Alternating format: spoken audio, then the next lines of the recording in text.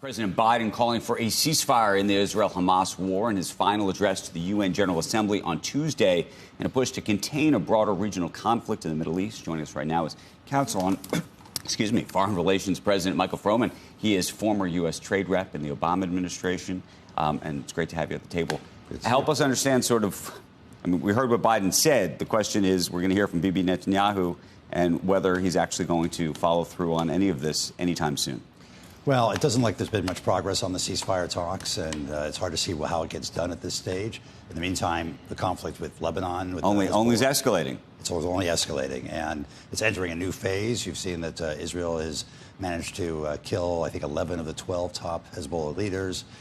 There's now an effort to push back the Hezbollah forces away from the border. They don't want another October 7th kind of situation where you have a hostile force right on the border where Israelis might live.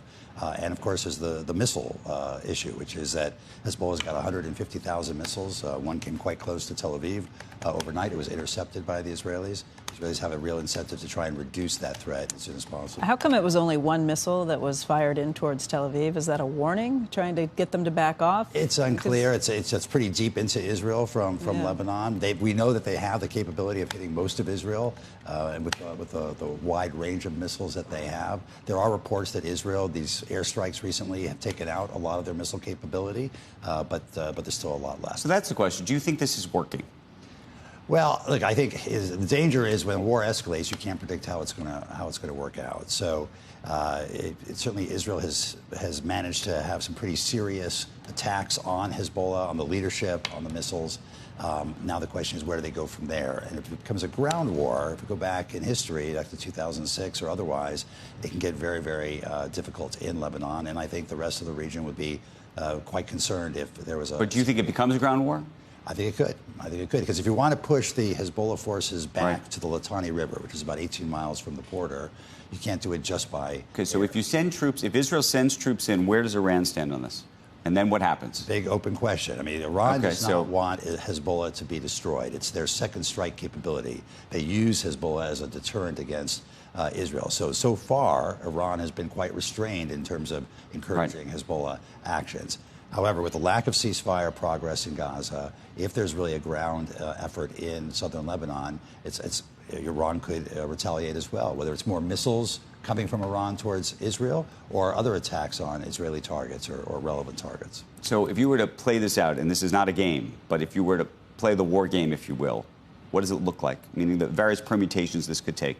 Best case, worst case? Best case is Israel manages to really reduce the threat Hezbollah faces, both from missiles and from being proximate to the border. And how far away do you think they are from that right now? Oh, I think early innings, because they've just begun attacking the missiles. They've begun attacking the leadership.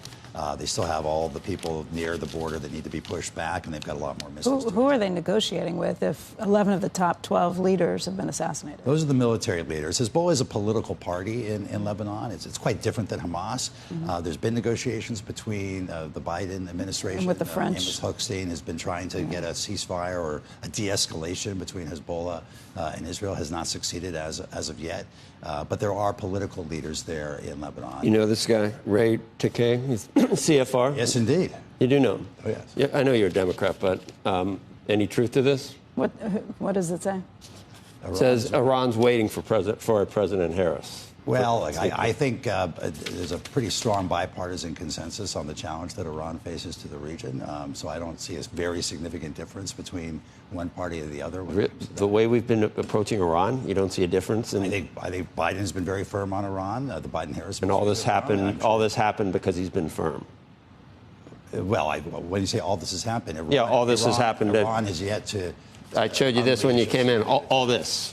I think Iran has been deterred. All this has happened. Iran has been deterred from leveling a major attack on Israel. There's been incredible collaboration between the U.S.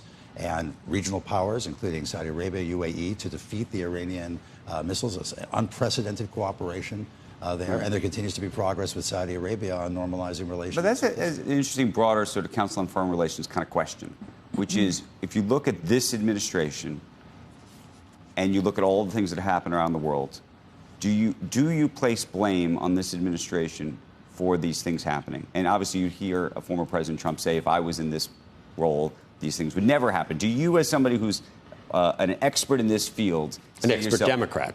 I understand that, but do you say to yourself, do you say to yourself this was inevitable? Do you say this was inevitable? This was happening. It doesn't matter who's in leadership. I think the Middle East is the issues in the Middle East certainly predate this administration. They go back centuries. Abraham Accords were pretty good. The Abraham Accords were a significant step forward, and I think the Biden administration continued that work with Saudi Arabia to try and normalize relations there as well. But the tensions between Iran and the rest of the region have been there for a while. And if you remember, it was President Trump who pulled out of the Iran agreement. Right. And now Iran is 2 weeks away. Let me ask you in a different way. Do you believe that certain leaders are able to deter certain things from happening just by their sheer force of their craziness? Well, in that case, or personality, or what have you? Do you look at history? Do you look at history? Do you look at history and say that there are certain people who, for whatever reason, have had a deterrent effect on certain types of behavior?